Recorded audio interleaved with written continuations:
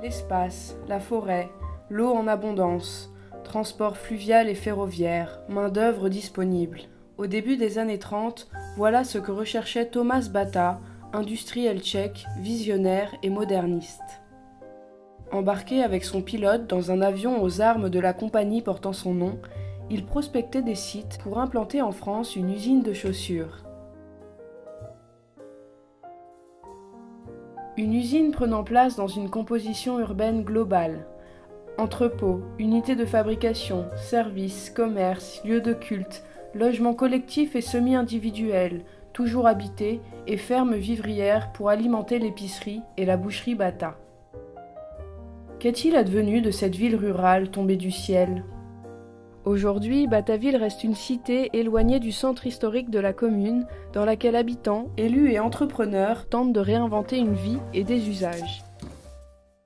On est à la campagne, c'est une usine et un espace urbanisé, mais qui a été implanté à la campagne. En 2001, la fermeture des usines laisse au cœur de l'espace rural un site immense et disponible. Des entreprises plus modestes, parfois créées par des anciens employés, ont profité d'immenses locaux délaissés pour s'implanter.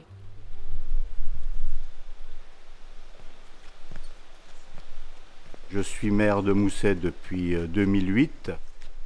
En 2001, je me suis retrouvé licencié. Depuis 2009, je suis devenu indépendant. J'ai recréé donc la société LPDE. Il y avait ce dépôt de 12 000 m² qui est quand même impressionnant. L'inconvénient, c'est qu'on est à la campagne. L'avantage, c'est qu'on peut avoir des bâtiments de cette grandeur pour un prix tout à fait correct.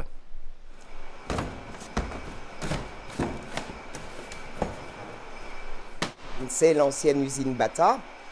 Et donc, après ce dépôt de bilan, il n'était pas question de laisser partir cette activité ailleurs, quoi. On fait quand même un produit qui est unique. Et puis, on a un personnel qui est compétent. On fait un métier d'artisanat. Voilà. La place, elle est là. Pour recruter du personnel, il n'y aura aucun mal. Pour un chef d'entreprise, il y a possibilité encore de venir faire quelque chose sur le site.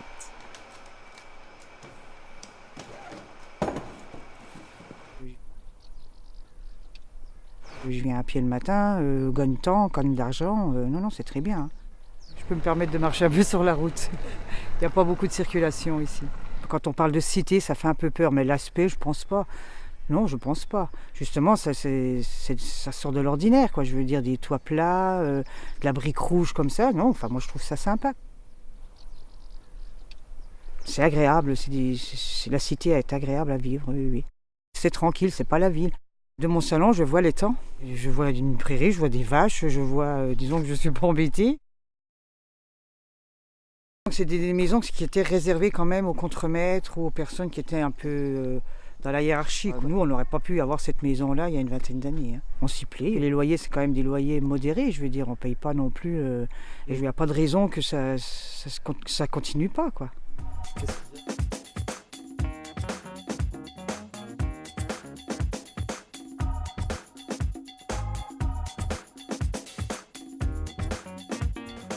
Une utopie patronale des années 30.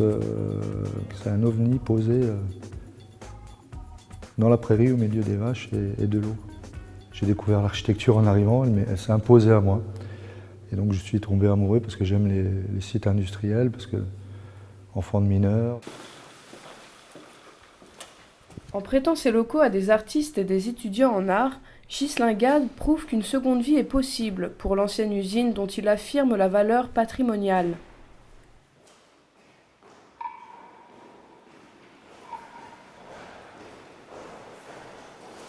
Je suis actuellement fonctionnaire, je travaille à 60% de mon temps pour mon travail, donc c'est un sacrifice aussi salarial.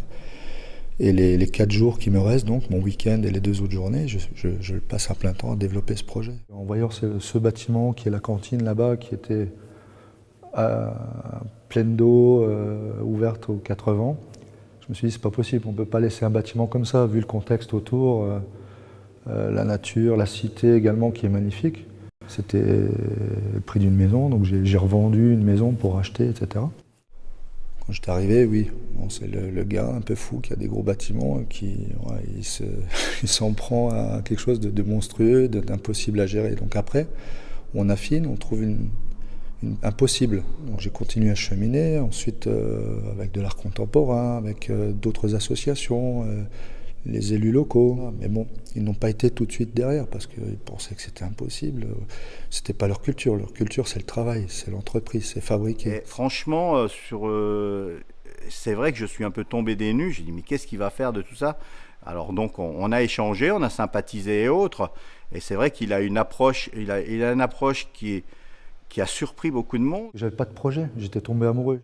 Voilà. Mais il se trouve que maintenant, on est justement épaulé par le parc. On a des techniciens qui travaillent avec nous, qui nous aident à monter des projets, qui nous guident sans nous obliger d'aller dans une direction. Un plateau fait 1400 mètres carrés. Vous imaginez 3 niveaux de 1400 mètres carrés, c'est énorme, les volumes sont énormes. Les lieux ont une atmosphère qui donne envie de faire des expérimentations, de la création, et puis l'espace également qui est grand, qui permet ça. Voilà. Pourquoi on n'aurait pas le droit de la culture dans un milieu rural? Aujourd'hui, vous pouvez être n'importe où et faire quelque chose d'exceptionnel. Éléonore Bach est une des artistes accueillies dans les locaux de Ghislain Gade. Alors, je suis plasticienne du son et je suis également, je dirais, architecte de l'invisible. Et dans ce cadre-là, j'enseigne à l'École supérieure d'art de Lorraine. Sous le patrimoine, pour moi, ça n'est pas seulement ce qu'on voit. Il y a eu une fabrication avec les mains de quelque chose, mais qui dépasse largement la chaussure, parce que la chaussure, elle est la métaphore de la démarche et de la déambulation, du déplacement, des pieds solides sur la terre et des pieds qui ont envie d'avancer. Et quand je suis arrivée ici, les gens avaient une douceur, il y avait même des personnes âgées qui avaient encore l'œil pétillant. Je me suis posé la question, c'est dû à quoi? Est-ce que c'est cette urbanité qui a une forme complètement différente?